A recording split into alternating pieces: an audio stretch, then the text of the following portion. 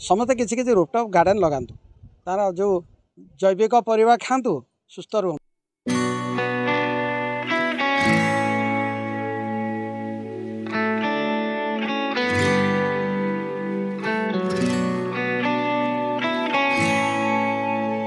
दर्शक बंधु आपण को आम गोटे नुआ जिनस देखापी जाऊँ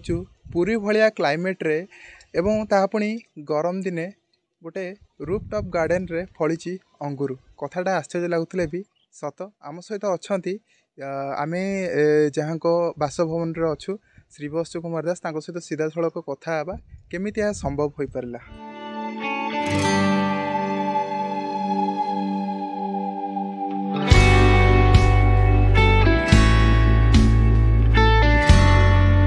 एक्चुअली 10-15 वर्ष तले गोटे गछ लगी से नष्ट हो जाता फेर 2 वर्ष तले आम जन बंधु आ गोटे कले ये गछटा लगातु केमती हो देखा 2 वर्ष तले देते जत्न सहित लगेला गला वर्ष किसी अल्प होता ए वर्ष अधिका टी आ मत लगुच बोधे आसंता वर्ष यार 2 गुणा 3 गुणा हम जो जत्न सहित आम जब नवा 2-3 गुणा निहाती हम। आ प्रथम जोटा है जगन्नाथ आमर हनुमान जी पाखे भोग होता अंगूर नहीं भोग करूँ बहुत भल गोटे भल लगुच खुशी लगुच गोटे खरा दिन अंगूर चाष देखिए आमको निजक भी खुशी लगुच। यार केमती कौन समय थाए केते दिन समय लगे केमती कौन यार प्रणाली चाष यहाँ तो ये बर्तमान एगला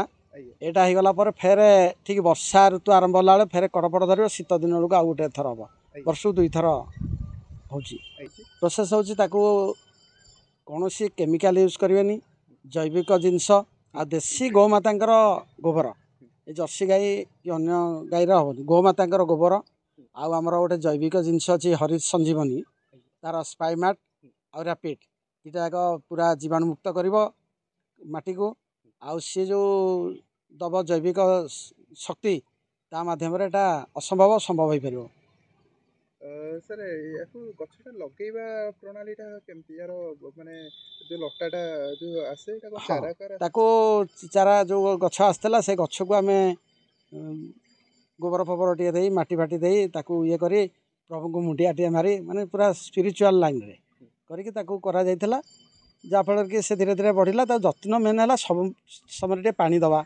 जत्न नवा गछ मूल आसिक टे जप फप करवा ध्यान टे करवा सी ऑटोमेटिक माने मनुष्य भाया ये करेंगे। ये तो बहुत प्रकार गछ कृष्णतमाल राधातमाल मल्ली गोलाप पाखापाखि एवं देखुं जहाँ अच्छा 16-17 प्रकार गछ अच्छी आ शीत दिने होगला माने ये पाखापाखि 50-60 प्रकार गछ बहुत भेराइटर आ पूरा बास्नार महक पूरा बहुत खुशी लगे आउ गछ को निजर संतान भाई आम देखू पालन करूँ यहाँ शिखुलु आमर सधर्मिणी मिनती मैडम गोटू सी बहुत जत्न नियंती यहाँ देखिकी जब समस्त छात पर किसी रूफटॉप गार्डन किसी गछ लगे ताले परिवेश बहुत शांत बहुत पक्षी माने एथरे भी उपकृत हे आ बहुत पक्षी आट्राक्शन होगी आसवे खाद्य भी एठू किसी पाइबे पानी भी पाइबे आउ ऑक्सीजन मेन दरकार ऑक्सीजन देह भी मन देह सुस्थ रे आजिकल जो व्यस्तबहुल समय भितर यही बर्तमान जो पवन होची मृदु मलयर छंद चपल तान आउ कोइलीर कुहुरब भी आइले जाऊला यही परिवेश को प्राणवंत करूला तेणु ये परिवेश रहा बहुत खुशी लगे समस्ते किसी किसी रूफटॉप गार्डन लगातु तार जो जैविक परिवा खातु सुस्थ रुहतु ये जो गोटे मेसेज गला आउ गोटे जिनस हो जो आजिकल रासायनिक पदार्थ खाई बहुत रोग होती हेतु रोगमुक्त रुहतु। जय जगन्नाथ। थैंक यू सत्यप्रकाश भाई बहुत बहुत धन्यवाद न्यूज 18 की।